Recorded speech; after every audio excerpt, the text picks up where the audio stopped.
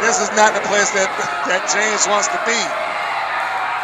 That right hand might have worked wonders for him. It sent James down. And now frog splash from the top. Full impact.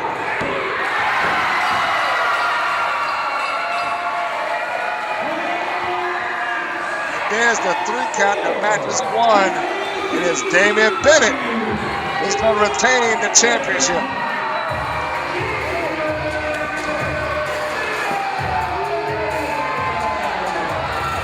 Here goes Pinarelli. Pinarelli, oh my gosh. Pinarelli comes in with that stick and he is wailing away. The match is over, and I guess this is everything that Tommy Pinarelli was talking about. And he wants his shot, and he's going to take it by any means necessary. Suspension. APCW suspends me, the Italian-American bad boy Tommy Pinarelli, because I handled my business, because your APCW heavyweight champion is too much of a chicken to deal with me and give me my rematch. Damian Bennett, I told you, I'm going to force that title shot out of you. I told you that. You didn't want to believe me because you think I'm not deserving. Well, you know what, kid? You just found out right here, right now, that I am not playing. I want my APCW heavyweight title back, and I'm going to get it. I don't care about no suspension. Suspension is not going to stop me from getting to you. You got a problem with that? Forget about it.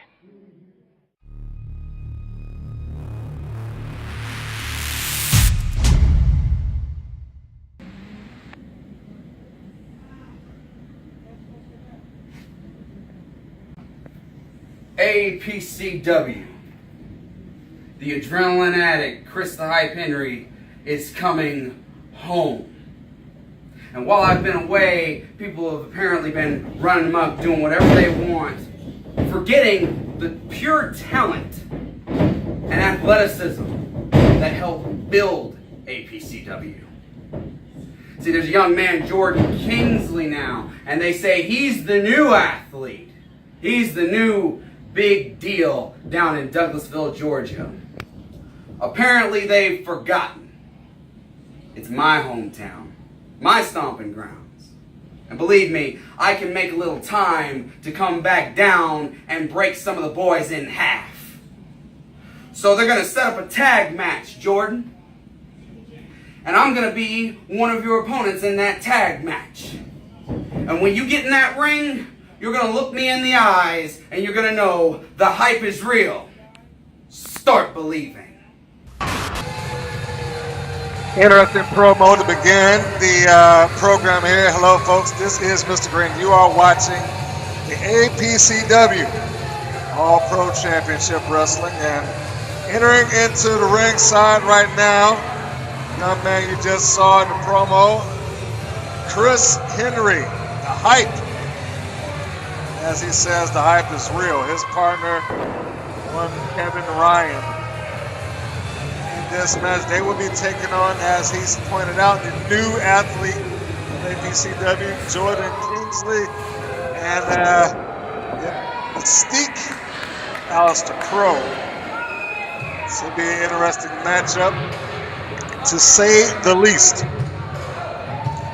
Speaking of their opponents, here they go, entering into the Douglasville Armory right now. Speaking of that, if you are so inclined to go to one of the shows, be sure to look that up. 7575 Owl Creek Drive is what you want to be if you're looking for training to be like these gentlemen here. The Douglasville Armory, if you choose to attend, which I highly recommend, one of the APCW shows, but that is neither here nor there now. What we're talking about now is the match in and of itself. And judging by the athleticism that has been shown on both sides of the spectrum, should be a interesting contest to say the least. One wild card that I would say in this particular equation is Kevin Ryan. Do not have a great deal of viewership on him, so he may be a aced in the hole. I expect in the mind games that's going to be played by that gentleman, Alistair Crow. Weighing in at 165 pounds, Ryan.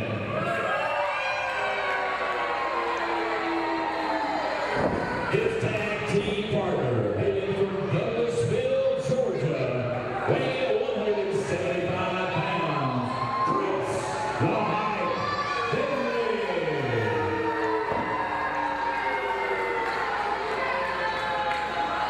Their tag team opponents. First, hailing from Queens, New York, weighing in at 195 pounds, Jordan Kingsley.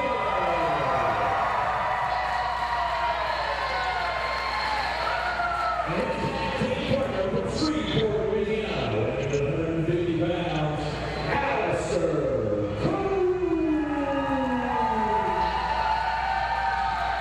Once again, it's a time 6-1 fall with a 3-minute time limit. So there we go. The introductions are over. We have now been introduced to the backbone of APCW. The bell's rung, and looks like we're going to be starting off with Kevin Ryan, Alistair Crow. That's the lockup. Crow comes behind. Whoa. It's like Ryan was trying to slide out of it there. Not quite so successful. Goes for a pin attempt to screw. Now reversal pin attempt by Ryan. Side headlock applied by Ryan. Got it hooked in tight. And Alistair Crow neutralizing whatever movement he was trying to do. Crow's got the wrist, rolls out, and roll up. And before a 1 count on all occasions. They didn't stay down long.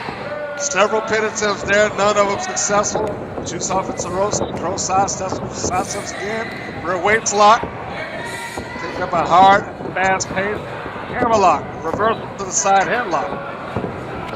Shoots off to the ropes again. A roll through by Ryan. Grabs by the neck, shoots again. Goes for a kick. Roll underneath. Bounce to Crow. And it is Fast and Furious, and I don't mean the movie franchise. Looks like we're going for the first tag of the match following a stalemate between Ryan and Crow. And now the anticipated matchup, Jordan Kingsley and the Hype, Chris Henry. Full Nelson, Matt Marathons. Kingsley down to the mat, try to neutralize him, got a side headlock applied. Referee's looking to see whether he wants to give it up. I sincerely doubt that Kingsley is going to submit or tap out in this position. Certainly not in his second showing. And with all the praise that he's received, reversal by Kingsley. Almost a rear naked choke, but not quite. I apologize. The referee's kind of in the way of the camera there, but ref's got to do his job. Side headlock applied by Kingsley. Rolls him over. Got the Hype onto the mat. Almost a pinning predicament, but not so. Henry is going to be a little bit too smart for that. I think you'd have to really catch him off guard. Get a pinfall. Not something quite as simplistic as a side headlock. Reversal. Shoots him into rope. Shoulder block. Kingsley puts him down. Jumps over. Nice arm drag. Second one, to catch them in arm bar. And all of that following a big leapfrog by Chris Henry. The man says that the Hype is real and he wants everybody to believe it. Keeps doing moves like that, I would be inclined to believe it. Henry floats out of the attempted hip toss. The crowd is happy. Side headlock by Henry. Kingsley takes motion, it's a rope, shoulder block, full head of steam, and a kip up by Jordan Kingsley. So it is in full effect right now. The game is match and set. Kingsley and Henry, they have something to prove here. You see Jordan, he's saying, bring it on. The Hype is more than willing to oblige, and locking it up. Top wrist lock. As Chris Henry going for the breakdown, he puts his foot into the back of the knee and takes Jordan down to the mat. I guess what we will not be able to get by in a fast-paced environment, we're going to try and neutralize and turn it to a ground game. And that may be the difference between the win and the loss. As he's barring out the arm, Kingsley rolls through. 2 count. Not enough. Goes for a clothesline, and he just matrixed out of that. Kicking the guts. Suplex takes him over. About to go for goes for the cover. A little late. He goes for the cover. To the ropes. Double team. Double team hip lock. There will be no floating out of that. 1, 2. Ryan was on the ready. He was getting ready to jump in and make that save. But now we got Alistair Crow in. He's the legal man in this contest, along with Chris Henry. Henry's trying to get himself back up to vertical base. Jawbreaker. That might have scrambled Crow just long enough. Small package. Or an inside cradle, depending on which side of the country you're on. Another side headlock is grabbing the wrist at the same time as Henry. Attempt for the back suplex. Henry flips out of it. Now he's got the leg scissors applied and again barring out the arm. Henry is a very meticulous wrestler.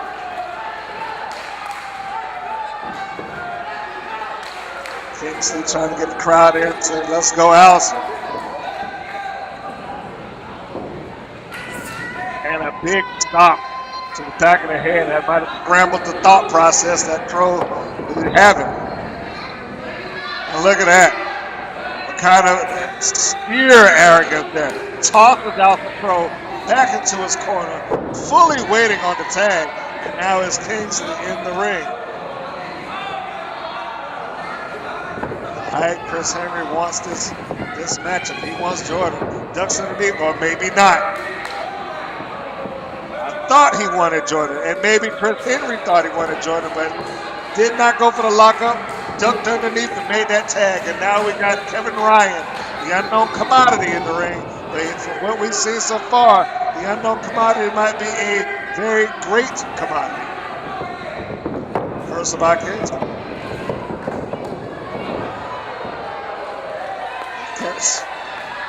Arrogance is a running theme on the side of Ryan and Henry.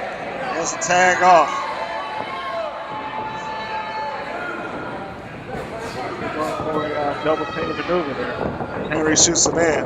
And now we got Kingsley in the corner. Henry getting thrown in by his partner. And here comes Ryan. The step up drop kick off of his partner. They are filling in now. Kingsley in a bad spot. We got fans out there saying, come on, Jordan. There's the clear favorite here in the audience as Chris Henry is really cranking down across the throat, second rope. Here comes Ryan to finish the job. Big shot right there across the top of the head of Jordan. And it may come down to this. It may just come down to the overall experience between the two. Or maybe, maybe it's Ryan's willingness to listen to the instruction of the more veteran man. The height. Side wrestling leg sweep, great execution. Pulls him over, goes to cover. 2 count. And with authority, Jordan kicks out. Goes for it again and again, a 2 count.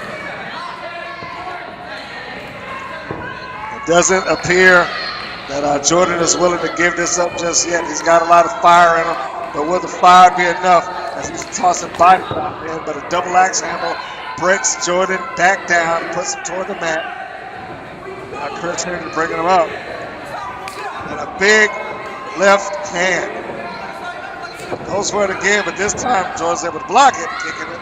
The other to the ropes, apply tag, reverse elbows. Goes to the cover.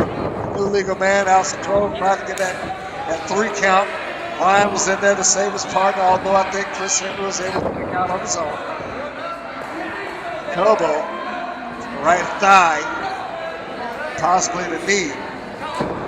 Could get a submission there, but it looks like a wink of the eyes will stop that. Henry is not shy about taking the shortcuts, and you notice this time was not willing to allow that tag. As several knee lifts into a DDT, goes for the cover.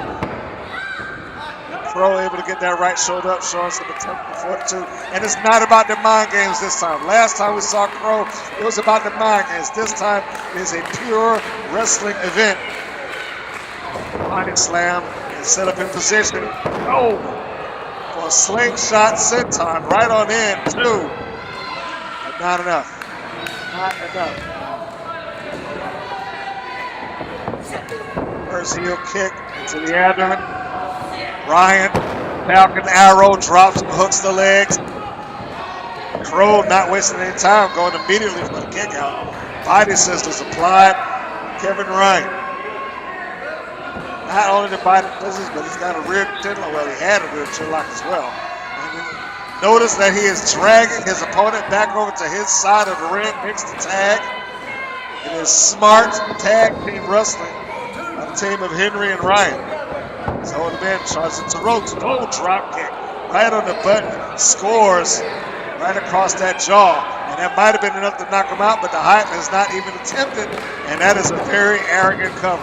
I was going to say that he didn't attempt the cover, but when he did, it was as arrogant as it could be. Heel hook applied by Crow, who does have an MMA background, but Ryan was there immediately for the save. Just a little bit more punishment on now. It's Henry and Ryan both putting punishment on Alistair Crow. Ryan's out in the ring. Henry's still the legal guy. And I guess it doesn't matter to them which one of them they break down, as long as they break down somebody.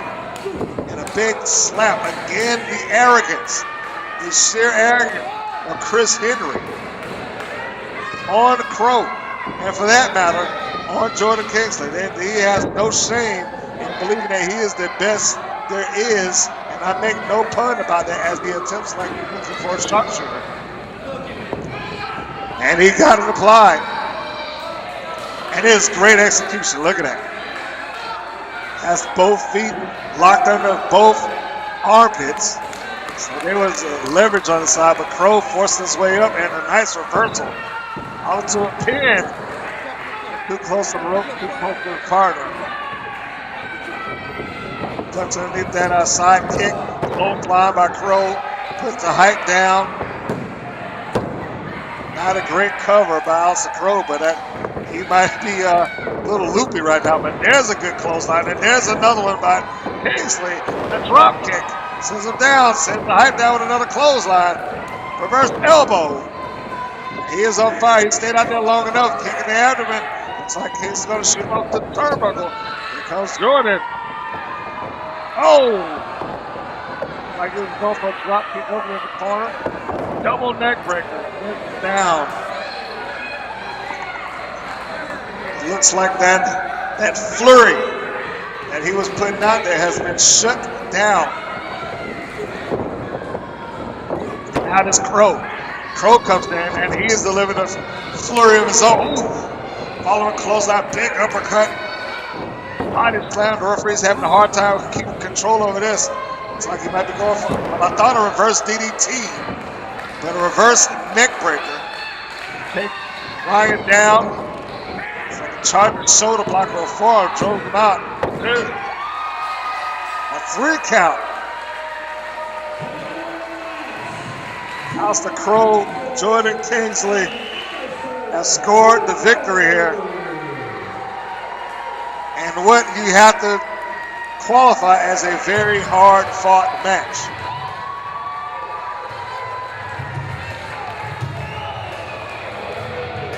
There's oftentimes that we talk about people having to earn their spot and earn what they get.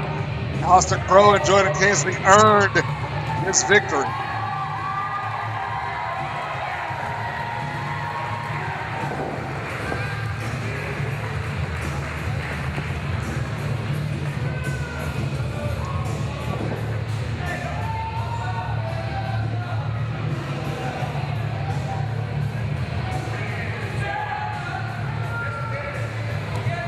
like they are looking for a fight still. I can't believe they gotten back up there. Look like they want to keep this thing going, but the match is over. It doesn't matter what happens after the bell. It looks like the referee explained that, so it doesn't matter. It doesn't matter what happened after the bell.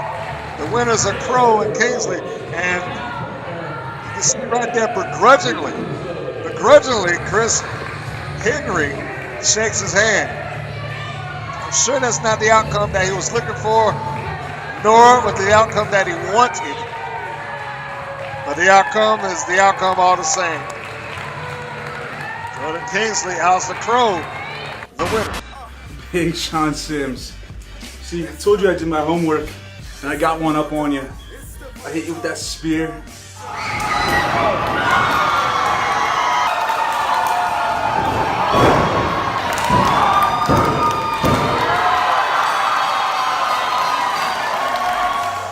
You're trying to run, you're trying to hide. Well, there is no running and hiding when we're locked by a steel chain. We walk around that ring, we touch those 4 posts, and I leave APCW, the dog that runs the yard.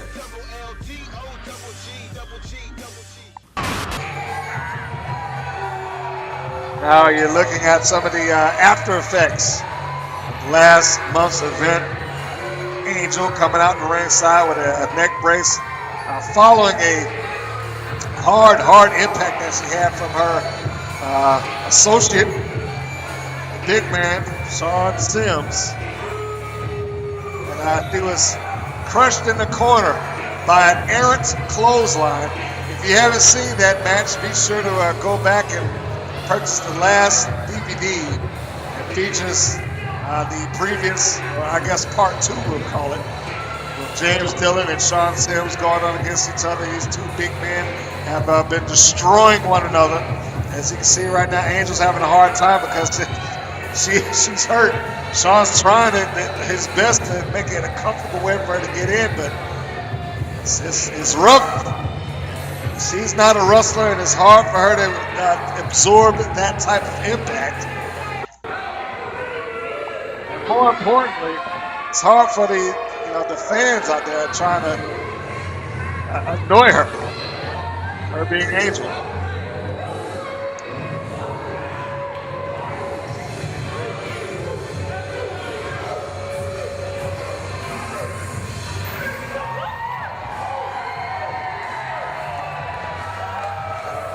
And here he comes.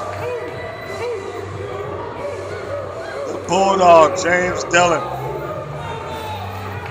The man that suggested the dog collar match in the first place. Well, I should say the dog chain match because they won't actually be wearing collars.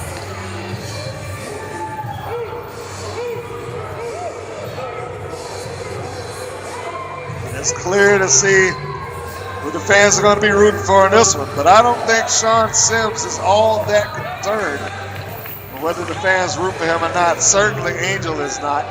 I don't think she cares for the fans at APCW in any regard. But certainly don't let that be a reason for you not to attend an APCW show. Don't worry about whether Angel likes you there or not. Angel doesn't care about most people.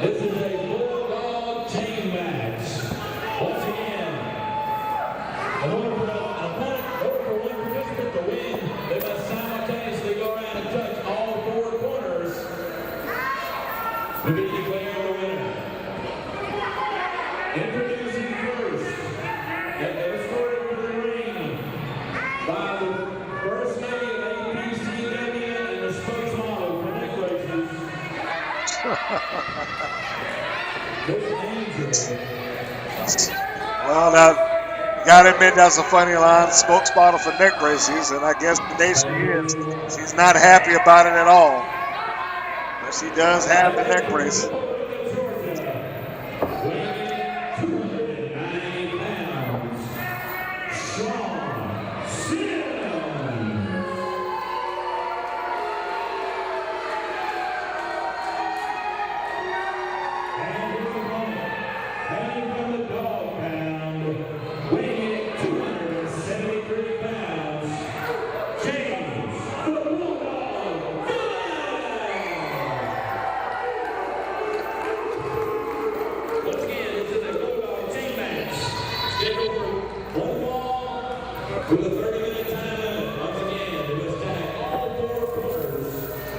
Defeating the winner. Okay, now that's interesting. Like, Sean Sims apparently does not want the chain. Maybe he's having second thoughts because he certainly has to know what he's gotten himself into. You see outside, Angel is having a hard time. She can't even yell like she would like to. Every time she raises her voice, it's like she's giving herself a shooting pain of her neck. Now, aside from that, and I'm sure Angel has instructed Sean to exact revenge for her as best that he can do it. But one has to believe that James Dillon will walk into this match as the overall favorite, being that he suggested it in the first place. And there he is. First one to use the chain, Dillon just whapped it right across the stomach. Looks like he's going for another shot. The Bulldog isn't wasting any time at all. Huge chain shot right there across the back. Big Sean Sims. That is not a good or comfortable place. Sean is a big, powerful guy, but even he cannot survive too many shots with a steel chain. Dillon just rolled through, crawled underneath, I should say, and again, using the chain to his advantage. And you can see even Angel understands that that's not a comfortable shot for anybody or any man, certainly. Now Sean trying to get away. Dillon out the other side. Calling to his fan base here. And yanks that chain and drags Sean Sims into the turnbuckle post. So he's caught the steal of the chain. He's caught the steal of the turnbuckle. He's just catching steel everywhere he can. And now he gets a big right hand across the top of the head by the Bulldog. I would imagine the plan would be to weaken Sean Sims as much as humanly possible and then drag him to all four corners. And there it is. Perfectly legal chain shot. It is a brutal match and a hard-hitting match, but it is a legal match. The Bulldog has a splash in the corner, drops Sean. Again, and I would imagine here comes a cannonball. Yes. Meanwhile, on the outside, we have Angel, who is feverishly fanning herself. I'll refrain from the obvious terms such as meal ticket and say it sees her wrestling going down. But he's back up. I guess the instructions of Angel have given him as much motivation as he can get. And look at it. He is beating the Bulldog down. And I was not expecting this. I was not expecting this at all. Somewhere, somehow, he found a burst of energy, got up to his feet, and literally just beat the Bulldog down to the mat and choked him out with the chain. I guess this is now Sean Sims' turn to interact with the chain. And just charged in after wrapping the chain around his fist. And his interaction with the chain does not spell anything good for the Bulldog, James Dillon. Got to be hard to even maneuver. Trying to be conscious about what the chain is at all times. Big suplex on a hard ring, and I would say even a harder chain as some of that whipped up behind him. And now, if that weren't enough, it looks like the Bulldog is going for the win. You see Angel right there in the bottom corner. She's saying go for it. He just tagged off on 3, but Bulldog just broke the momentum, so that is going to end that. If you're not familiar with the rules of a chain match in its various incarnations, you got to touch all 4 corners without breaking momentum, all 4 in succession. If your opponent is able to stop you from hitting all 4 corners, the count starts again. And it was a good call by the referee. The Bulldog stopped him, even though he's suffering for it right now. 1 shot, 2 shots. Big, heavy, 15-foot steel chain across the back. And right there in the guts. Had the opportunity to call this chain match only one other time in my announcing career. And it wasn't brutal. It wasn't nearly as brutal as what I'm seeing right now. It wasn't pleasant then, and it certainly isn't pleasant now because these are two big men. And look at it, and they are pulling out all the stops. We're talking heavy shots, chain whips, choking out everything that they could possibly think of to hurt another human being. And now he's got the chain wrapped around Dylan's throat, yanking him down across the second rope as well. Surprised that James Dillon is able to comfortably catch a breath. The work that Big Sean Sims has done to him right now. And he's going for it again. There's number one. He hits number two. 3. The only one more to go, but the Bulldog pulls him by the chain, grabs him in. Looks like he's wrapping it around the throat. DDT.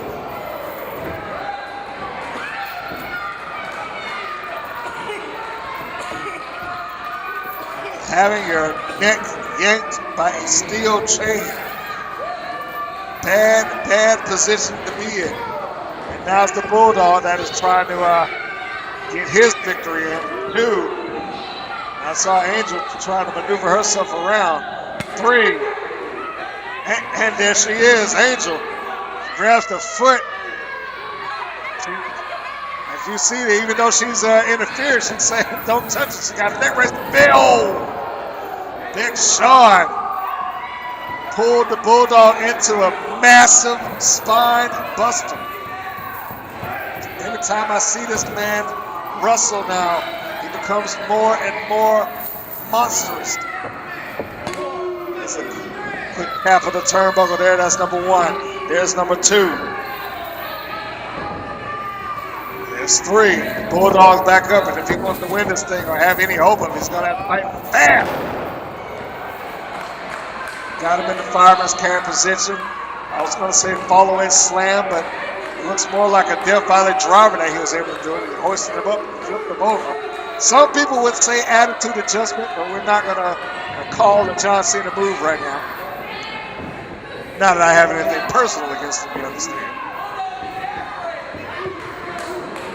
Dillon and Sims are both down. Angel is clutching the post. You can see the anguish and the anger on her face.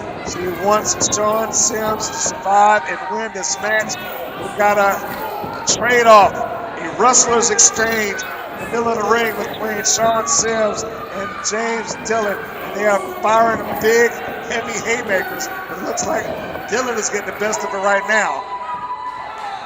Looks like he maybe he's thinking about it. Maybe he's shooting off into the ropes. Oh! And that was just enough time for Sean to wrap his fist in that heavy gauge steel chain. Got 1. He's got 2. He might be on the road to victory, but it looks like Dillon is tagging him behind him. Sean is not aware of this. Sean doesn't know what's going on. Here comes Dillon.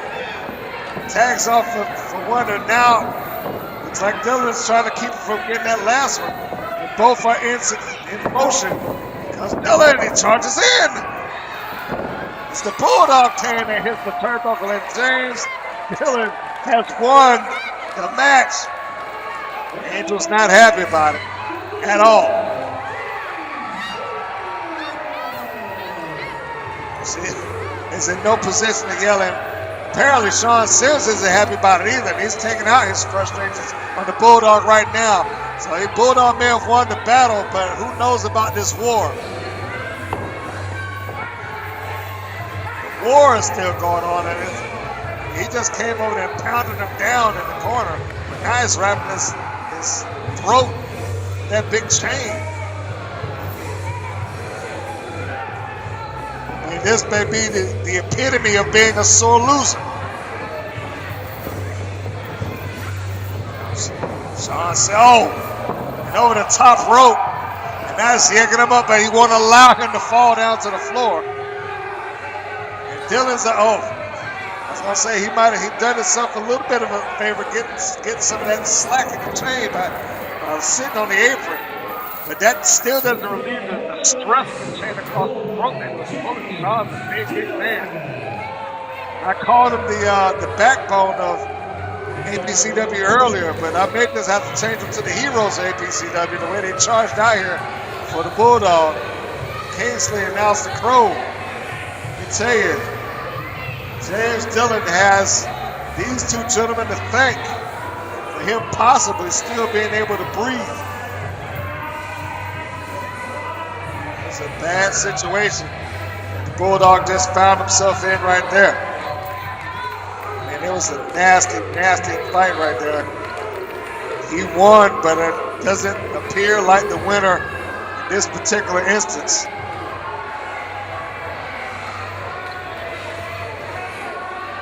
Here's your winner, folks, the Bulldog. But as far as Angel and Sims are concerned, who knows? This may not be over.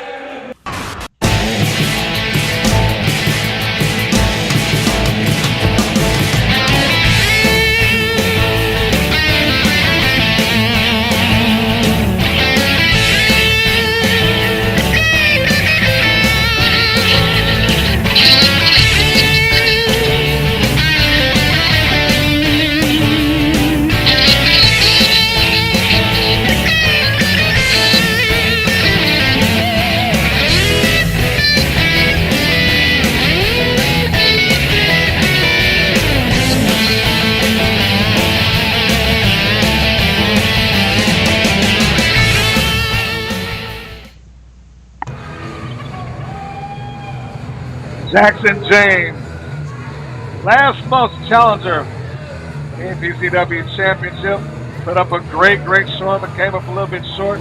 There lies the open rules or open challenge rules of the APCW Championship.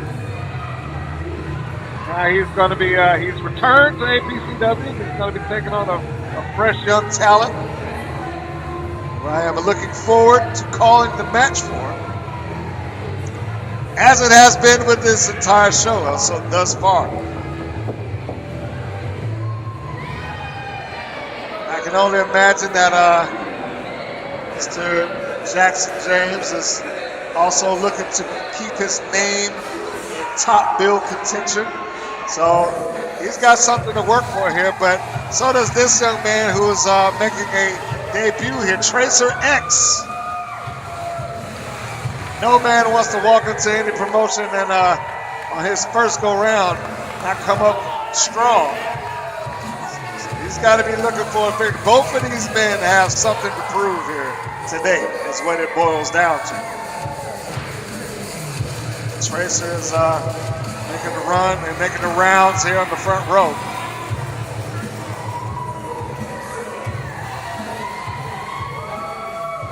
Some of my older, more mature viewers might see the play on words or Tracer X and Racer X. Go back and watch Speed Racer, you'll get the reference. But anyway, we won't go into that, nor will we go into the terrible movie that was produced because of it.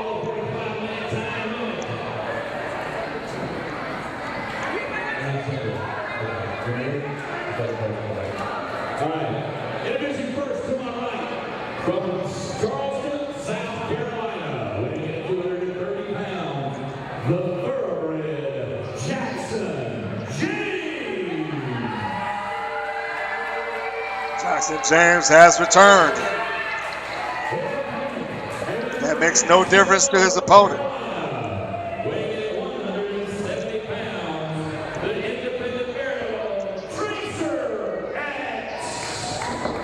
Oh! Jackson James is not looking for any full introductions. He's not concerned with the fanfare.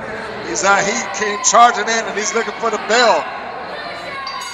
There it is. Now the match is officially started. Even though we lost a couple of seconds, and certainly Tracer X lost a couple of seconds of that match, just taking a forearm shot to the back. Oh my gosh! Nasty, nasty chop.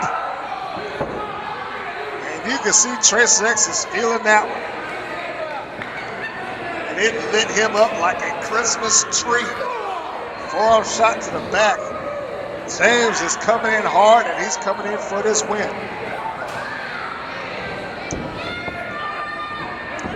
James picked him up in a side suplex, dropped him down in a modified Uranagi, or side slam, I should say.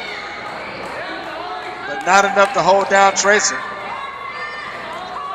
James is, he is the thoroughbred of the ring, but his arrogance may be his undoing if he doesn't concentrate on the task at hand and another big chop. I get the impression that James is not taking this match seriously enough. So Tracer to the ropes, duck underneath the clothesline, change of direction by Tracer X. Head scissors takes him down. Drop kick, beautiful. Right on the button in the chest. Hit that target, charges in. James floats him over, sends him out, tries to get himself a breath so he can recoup himself. Springboard into the clothesline. Beautiful execution. And almost scored the quick upset victory. And I would say the upset just based on the fact that James has charged this thing. He came in hot. And yet Tracer X still has fight left in him. There's the heart. Slingshot, but he catches himself, pops himself on that second rope. James doesn't see it, comes in. A second hop up, high cross body, goes for the cover, hooks the leg, but only a 2. And it looks like James is now having a change of thought as it relates to this match. Did not think that it was going to be quite as difficult. We saw him do something similar to this before where he takes a walk. Looks like he was headed back to the locker room. Grabs a random bottle of water. I don't know if I necessarily agree with that. And water's good for you, but I don't like drinking after any and everybody.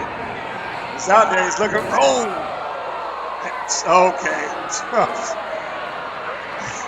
apparently that fan didn't enjoy the water, and he's still chawing on about it. Apparently he didn't enjoy the water mist that he caught beside the air when he threw some water back.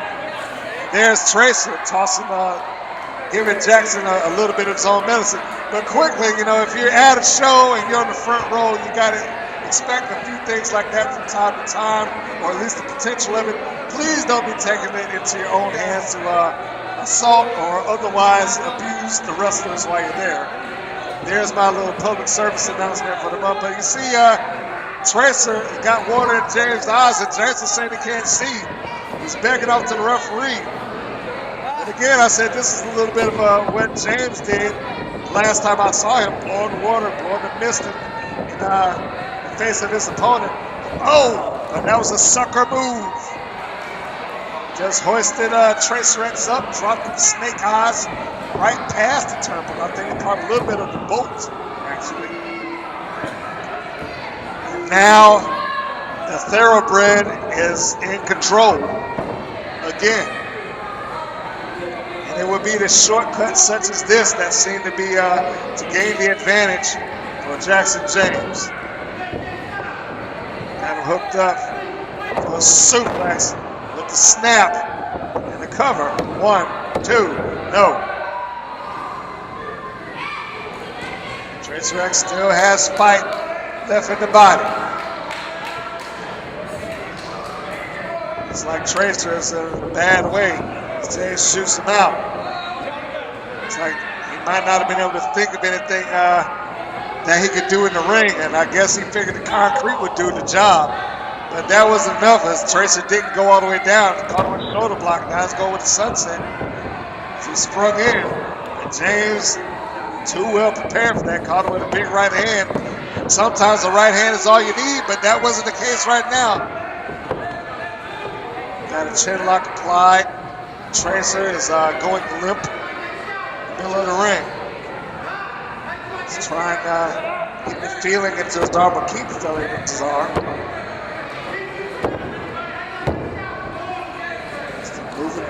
Just wildly thrashing his body about. Referee should get in there. You see James has got his hands cupped over the nose and the mouth.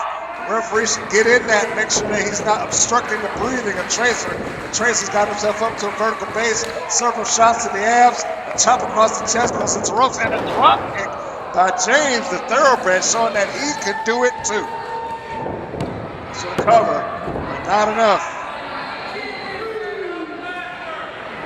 Tracer able to get that right shoulder up, and he shot it up as hard as he could. But now, James is, neutralized the arm by standing on the fingers and then just stop the fingers. That might ruin the gripping power of Tracer X there. To the top rope. Tracer X placed gingerly by James.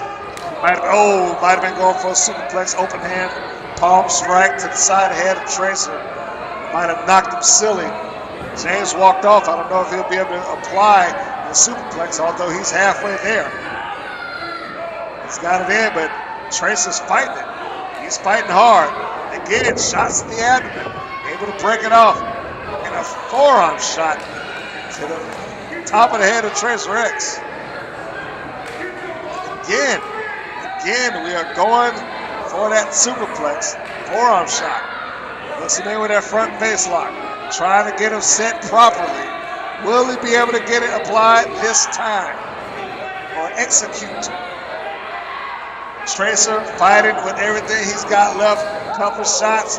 One in the abs, one in the face. Getting himself on the top rope. It's not what James wants him to be. Leapfrogs over the top. Rolls through. Tucks in a kick. Didn't duck the second one. The thoroughbred might be thoroughly loopy right now. Clothesline sends him down to the mat. Chop sends him back down to the mat. Tracer's looking like he's trying to close in on the win. Reversal by Jackson James. Roll through on sliding knee. Pump handle exploder sends Jackson James down to the mat. This might do it. No.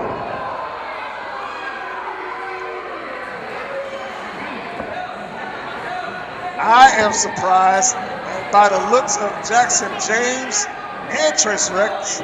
They're surprised too. James looks like he's surprised that he was able to kick out of him. There's the stiff kick right to the chest. 3, 4, 5, 6, 7, 8, 9. Looks like 9 was the magic number. James caught that off. I thought he was going for 10. Flip over to Tracer's nibbled enough. He caught himself on his feet from that flip. James tried to charge in and he missed. That was a great maneuver by Tracer X, but still not enough. It's like he had a spinning spiral down. Planted him face first into the mat. And I can only tell you that probably was frustration. He didn't catch him the first time, and he was hoping that going back for that cover again, hooking that leg again, he might have scored that quick win. But I think that frustration might have gotten the better of Tracer right there. Tracer's going up to the top rope, possibly looking for something to finish this thing off. James is laid out, and he's not going anywhere. He didn't do so well with a top rope move the last time I saw him. 450 splash. Again, Tracer is able to catch him, catch himself. Charges in, splash that turbo. The referee was looking at the shoulders of Tracer and did not see the feet on the ropes of the thoroughbred.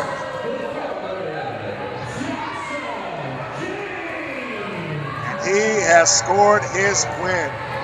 Jackson James has put Tracer X down for the count. Literally. Fans do not seem happy about this in the least. Tracer's disappointed. You can see that look, the anguish there. And you got to imagine that the thoroughbred is completely pleased with himself. It took a lot, and I know that he thought that it was going to be a walk in the park, that it was not going to be an easy match, but Tracer X made him work for it. Let's not shy away from that fact. He's maybe frustrated that he didn't come up on the win, but Tracer X made Jackson James work for that victory. James probably keeps himself in title contention, keeps his name in the running, but I don't think that's going to be the last that you see of Tracer X. He's in a bad way right now. Loverboy charges in, goes over the top rope, ducks underneath the double axe handle, German suplex. Adams in control, and now he's calling. He's drawing the bullseye on the Loverboy, who's on the outside. Here he goes. Oh my God. Suicide dive through the little ropes. His knee pad got caught and drug him down. Jeff Lewis Neal doing what he can right now. He's getting his partner some breathing room. But he's driving the Loverboy out to the concession area. There was no way that the Loverboy was going to make it back, and he's the legal man. Jeff's taking it out on him, but the fact of the matter is that the bell is rung, the match is over, and it's going to go down as a draw, it looks like. So you thought that you could get the job done? You thought you were just going to waltz in here to Douglasville, take the titles, and take them back with you. But let me explain something to you, boys. Playtime's over. You're looking at two athletes who are coming not just for business, we're coming to take what's rightfully ours. It's the APCW Tag Team Championships. You guys are amazing. You gave us a battle that we will never forget, as you can see by the cut above Eric's eye. But the one thing I'm going to tell you, sooner, not later, August 19th, those belts are coming to the Fight Club. Tell them, Eric. Dirty Blondes. The last time you guys had something to say, it was about this show tonight. You wouldn't even acknowledge me and Jeff Lewis Neal when you spoke. Do we have your attention now? You thought you'd come in and it'd be a cakewalk. Do we have your attention now? Yeah. You thought when I crashed on the ground, cracked my skull open, we were done for the night. Do we have your attention now? August 19th. No holds barred. There will be blood. There will be violence. And there will be new tag team champions. Right here. Dumb. Do you have our attention? You're damn right you got our attention. Make no mistake about it. Y'all gave us a fight tonight. Definitely. I'll give credit where credit's due. See, the Dirty Blondes, we've been traveling all over the Southeast collecting tag team titles. Tag team gold everywhere we go. Everybody that steps in the ring with us, we beat. So yeah, I'll be the first to admit. Tonight, we came in APCW to defend these tag team titles. We took you guys lightly. But after tonight, after the fight that you brought, yeah, I think we're going to have to step it up next time. August 19th, right here in Douglasville, Georgia. You guys want a no DQ fight? You want a battle? We're going to bring it to you, brother. Sometimes you got to be careful what you ask for, because you just might get it. August 19th, you ask for the Dirty Blondes. You want these tag team titles, you're going to have to come and take them over our cold, dead bodies. And I don't think that's going to happen. It is now time for the APCW Tag Team Championship match. And this match is a rematch from last month's show.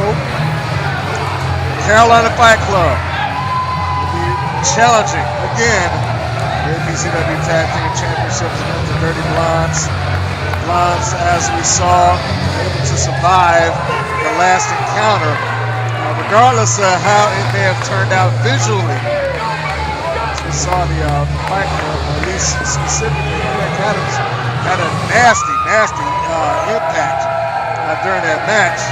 But he was still willing and raring to go, willing to fight. As you see right now, he's taking up the ribs and still refused not to postpone or put this championship match on to the side. They wanted to come in, they wanted to participate, they wanted to get their championship match. And I guess this is one of those cases of hell and high water. They weren't going to allow it not to take place. The music is playing now. We got the Dirty Blondes, the champions, heading on to the ringside right now. Pretty Boy and the Lover Boy. That is a subjective term, although that is the nickname that is listed on their tights. So we will refer to them as such. have a lot of boos coming out of here. You can hear the fans not very happy or pleased with the Dirty Blondes. And just as a little bit of recap, you saw in the preceding video, this match is no disqualification, no count-out match. It's based on how the previous match ended. This is a case of the management did not want any further excuses on either side. I thought it was a very good call by the commissioner to take long.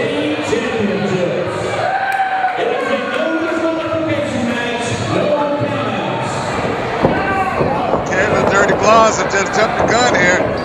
Little boy and the pretty boy have got charged in. Jeff Lewis Neal and Eric Adams. Like they are ready for it's reversal. Both of the Blondes go face to face with each other. I was about to say they were getting ready to press the advantage, but Carolina Fight Club brought that advantage to a quick and sudden halt. Or as I can say, they were on the road to victory, but the Dirty Blondes took a sharp detour off of that.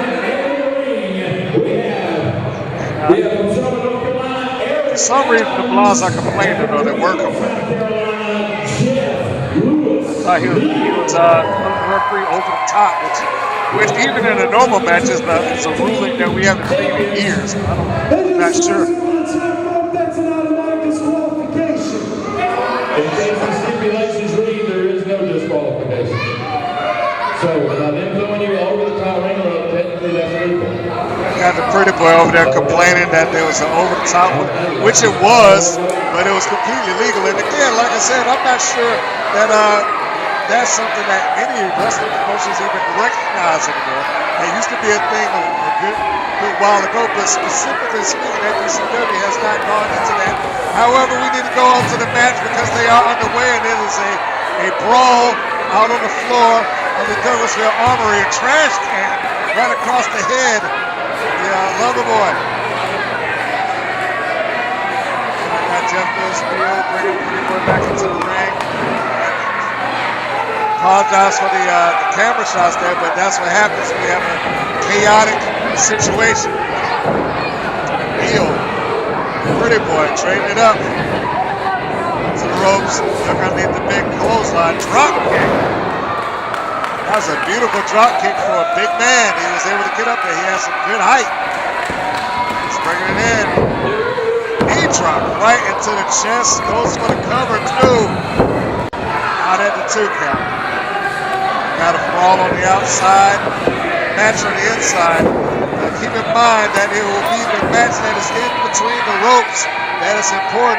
Eric Adams is in trouble. He's getting choked out by the ringside ropes. Which is the border for the fans. This may be the point where the advantage shifts away from the Fight Club into the Blondes because Adams is clearly walking into this match injured, and it takes great guts for him to even want to be in this match. The truth of the matter is that he's an injured man. And it looks like the Blondes are going to take advantage of that as we now have a 2-on-1. And remember, there are no disqualifications. They do not have to separate. Everything that they're doing is perfectly legal under these terms. There we go. Adams trying to get his way back into the ring. Looks like the Lover Boy cut him off at the pass. To the ropes. Couple of clothesline by the Blondes. Jeff Lewis Neal down. Going for a cover, trying to put this thing away. Which, regardless of whether you like the Blondes or not, is a smart move by the Dirty Blondes. Trying to end the match when you can end the match. Got his turn, followed by a fish drop. Pretty Boy sizes him up. Here it comes. Fish drop. Brings it down. 1, 2.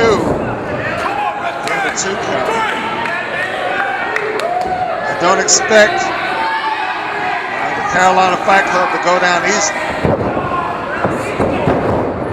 The Blondes right now are picking them apart. We see Adams on the outside there. He's coming around the ringside. He's trying to get himself back in. And keep in mind, it's not just the ribs. He put in the video.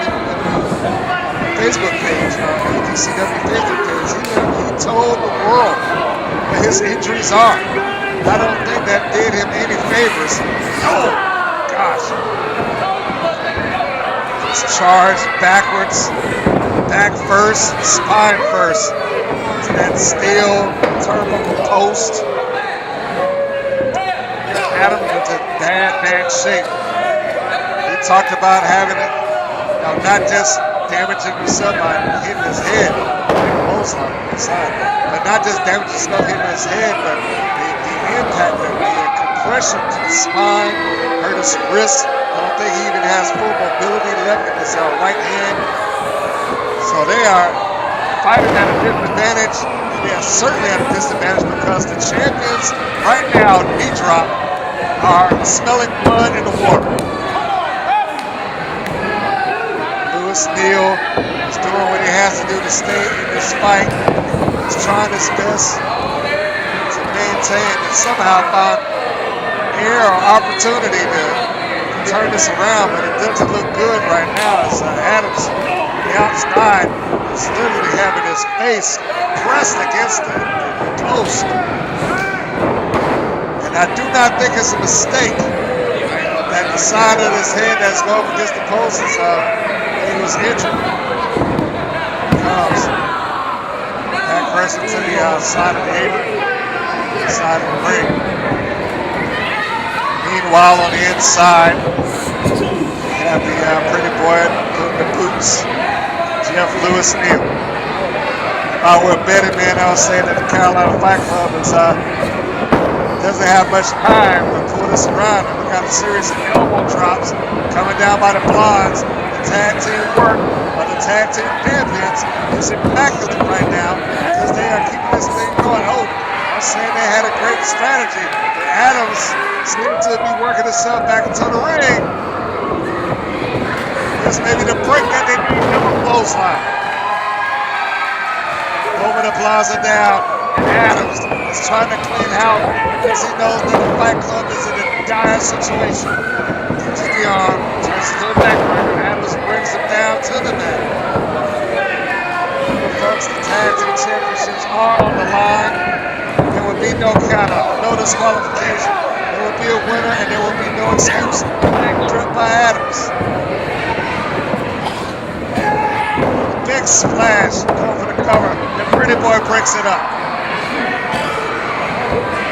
Again, say what you will about the Blondes. They are exceptional tag team champions. So the pretty boy is going to win into his tights for a chain. He's ready to waffle. Eric Adams. Here it comes. No! Neal forces his partner out of the way with a double super kick. 2, 3.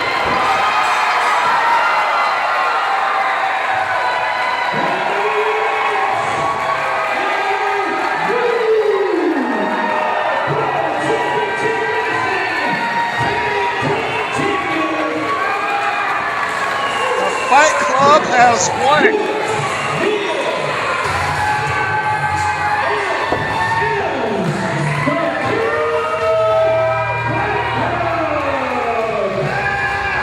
They are ecstatic. This is what they came in for. APCW Tag Team Championship, and they have just accomplished that goal courtesy of an errant fist shot with a steel chain wrapped around it. Jeff Lewis Neal was able to push his partner Adams out of the way. APCW Tag Team Champions, the Carolina Fight Club, a.k.a. Carolina FC, Eric Adams and Jeff Lewis Neal.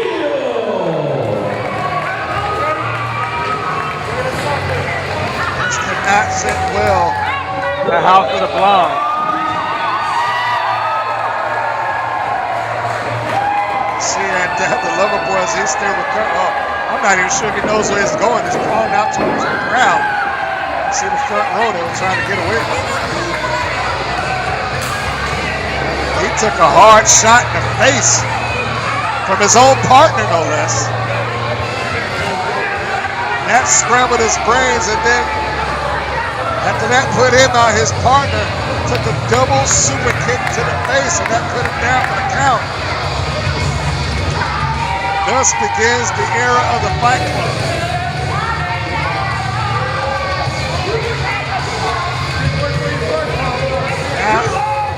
Now they look like they're complaining again. They came into this match complaining, now they're complaining again. And he's saying that they used the steel chain. Folks, they're claiming that the Carolina Fight Club used this chain. Did you guys see them use this chain?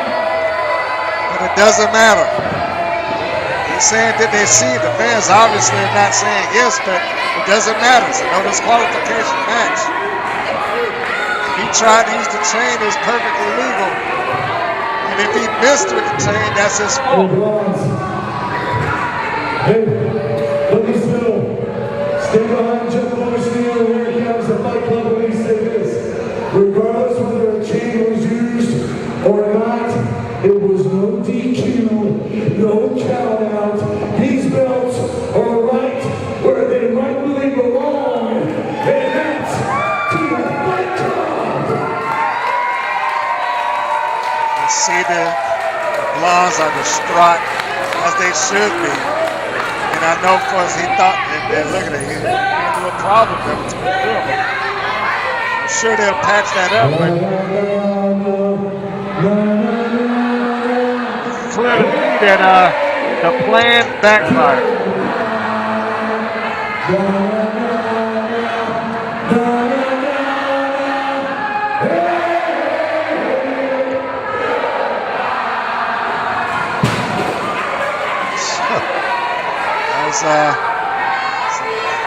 Some anger. You heard that bump right there. That was some frustration and anger being displayed by the Dirty Blondes. Probably best that you didn't see that on video. We didn't know how you guys would react to us, and we were wrong. We want you all to know the Carolina Fight Club's home is here at APCW with Volume 5 people. And every time after tonight, we promise you this. If it takes our blood, if it takes our guts, if it takes the last breath out of our body, we will perfect these belts for each and every one of you. And we will give you a applause. Thank you very much. God bless you all.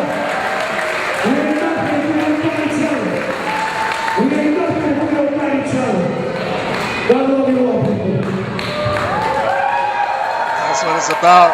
It took them a while to get it. They had to go through a war to win them. And there they are, your new APCW All Pro Championship Wrestling Tag Team Champions, Carolina Fight Club.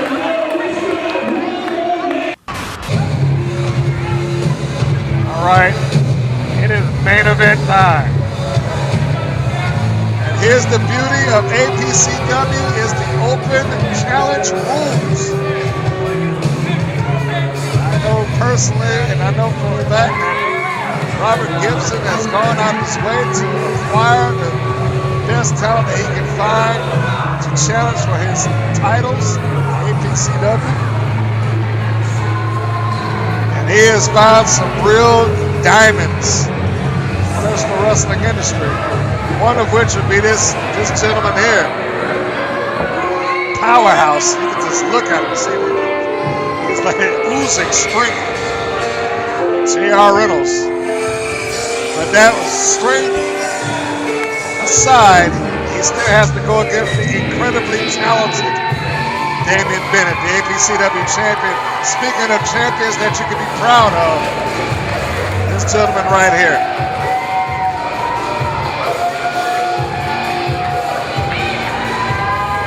There's one thing that we can say for Mr. Bennett. He has been the fighting champion,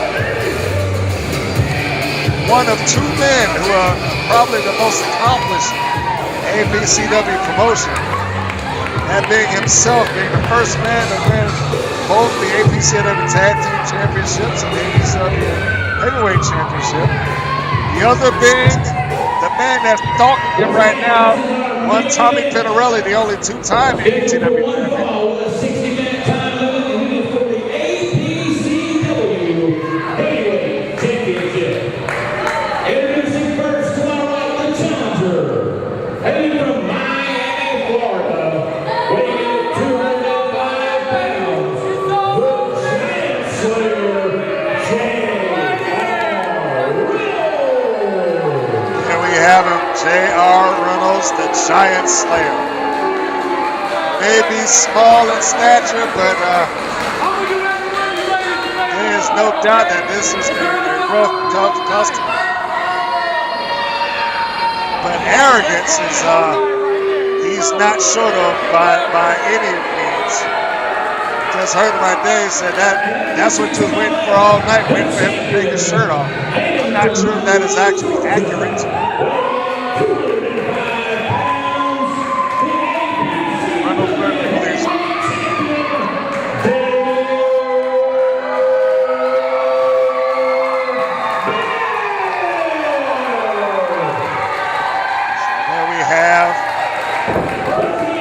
APCW champion.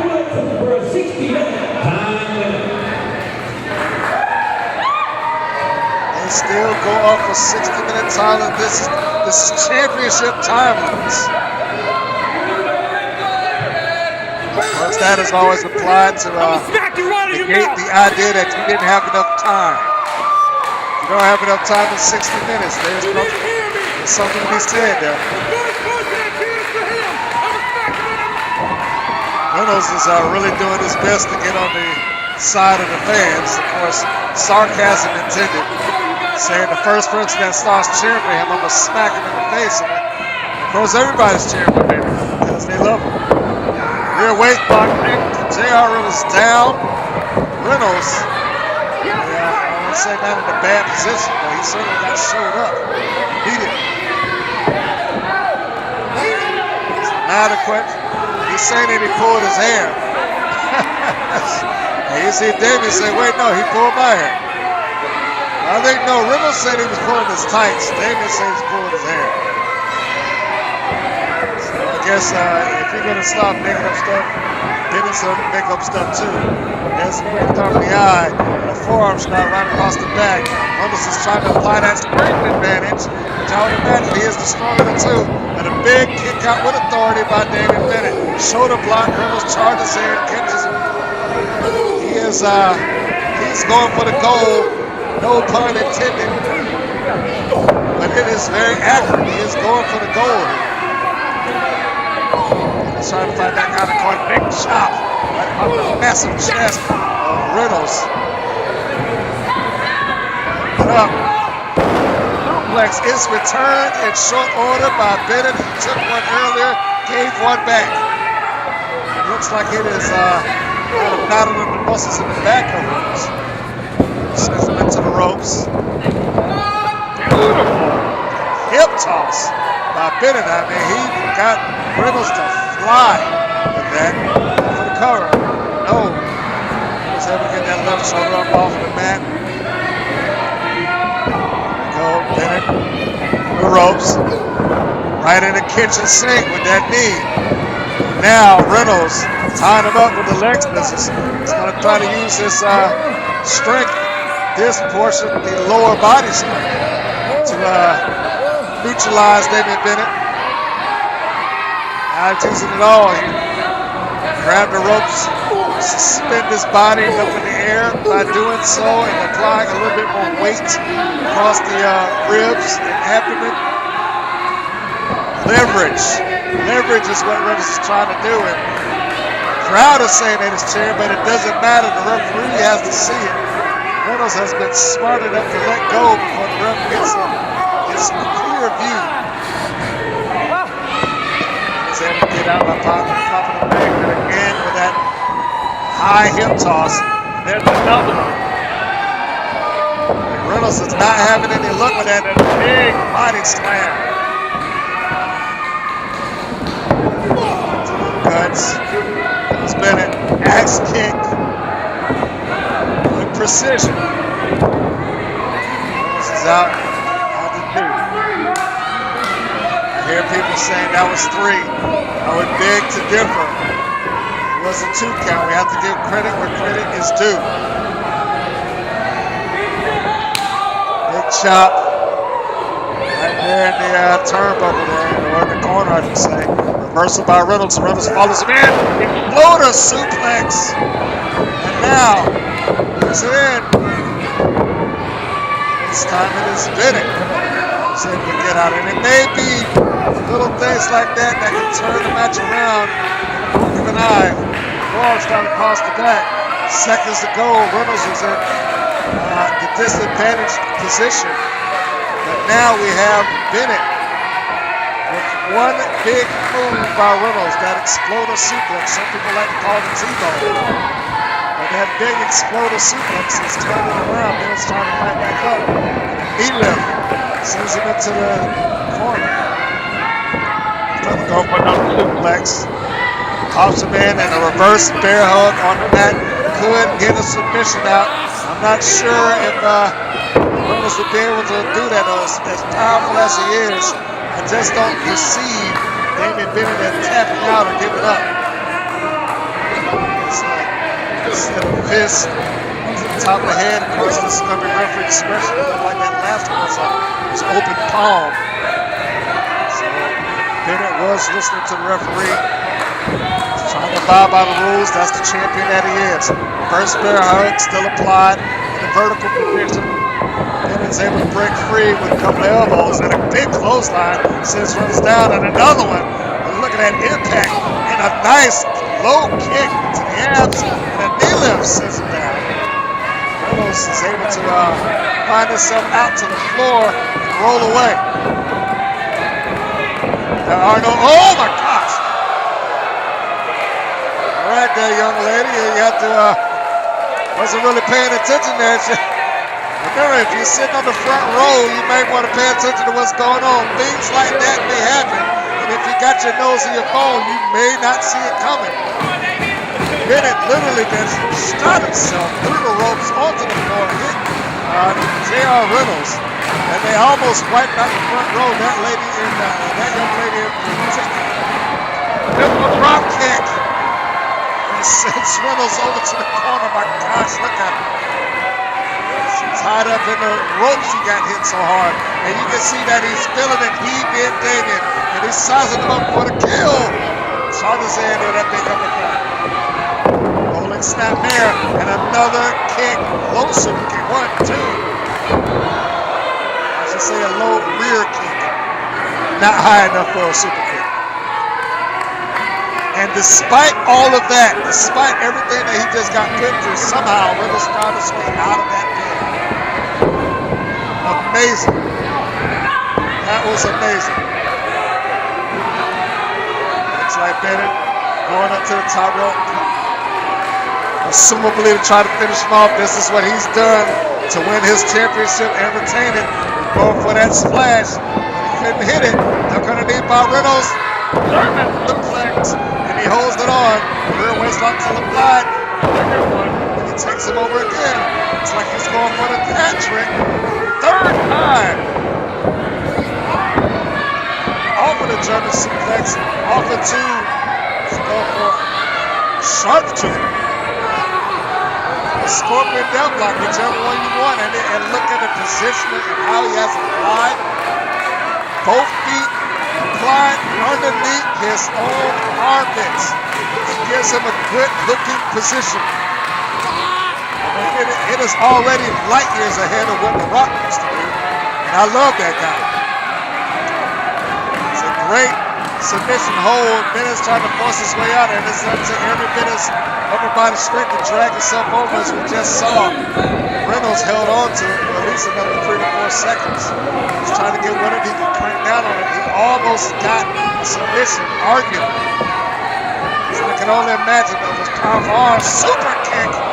Could have cranked down really hard. He's going for the 1, 2, 3. That's it. No. That was a 3 count, but the referee's waving it off. The arm is up on the bottom rope, and you can see him saying, I didn't see it. The ref is waving it off. The ref is waving this off. saying he got the bottom rope. Fair is fair, folks. Arrogant as he is, disliked as he is, fair is fair. And, Referee, young middle of the count. The hand was on the ropes, only a count of 2, so the match will continue. Reynolds has just literally bought himself some more time. Well, figuratively speaking, it's not like he spent money here. But Reynolds has just bought himself some more time in this match. Bennett is going back up again. I guess he's looking for that coup de grace, that frog splash that he does. Will he hit it this time? No, he's got a high crossbody. Reynolds got him to his feet. Roll through in the tights. I don't believe it.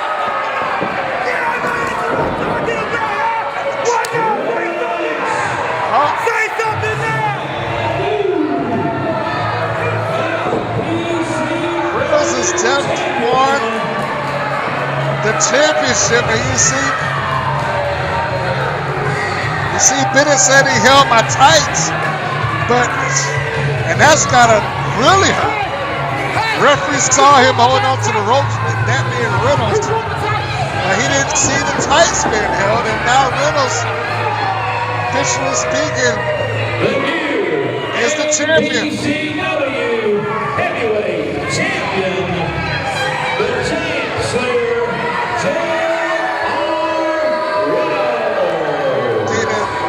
The fans there are not happy about it at all. He just walked out with the championship following his first championship match. Hell, this is his first time in APCW. And nobody's happy about it, saying rematch. This whole building is screaming rematch. Everybody saw it. They saw the tights. And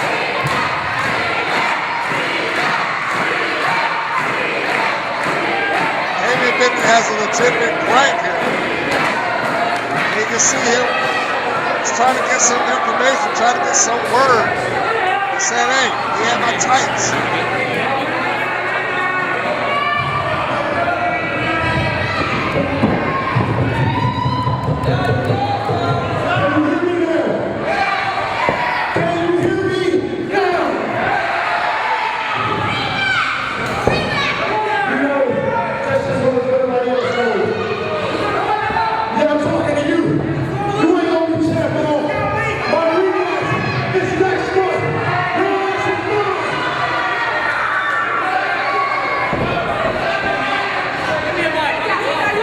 Saying that he's got his rematch next month, and he's irate at Reynolds. Fans are still screaming rematch.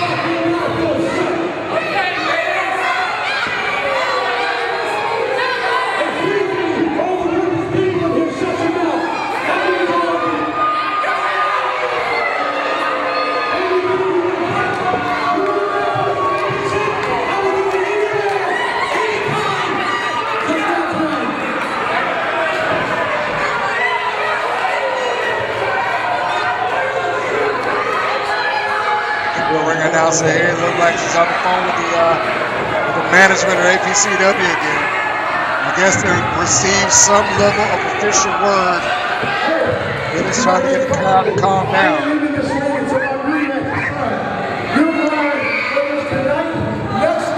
Next year, when it comes down to it, you better get a good night's sleep, because every time you open your eyes, you'll be running your ass like white on white. You understand this, son? Came into the wrong jungle. You got to bow down to the king. I got permission to put it all on the phone. It's coming in. It's 1 situation.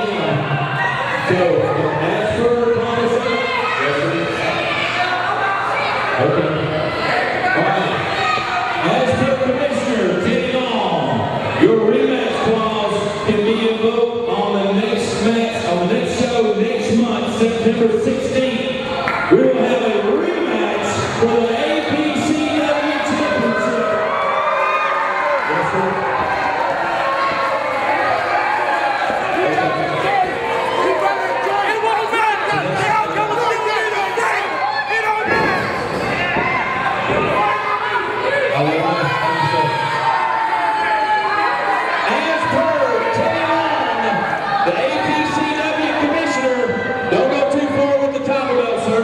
Next month, September 16th, you will be here at the Armory to defend the title against Damian Bennett. That didn't take long. The rematch looked like it's signed. They're not going to let it sit. He said, be sure you're here, be sure you're on time, and he also said, holla, holla. That's it, folks. The match is already decided. It's going to be Reynolds, Bennett 2, APCW Championship. So long, everybody. I was told, make an impact. They said, make a name for yourself, kid. August 19th, Douglasville, Georgia. All-Pro Championship Wrestling. I did just that. In my debut match, I became the APCW Heavyweight Champion. I once again proved that I am as good as I say I am. The first night in the company, I became the face of the company. Now, Damian Bennett, there's a reason these people are behind you. You're a phenomenal athlete, and you have a very bright future.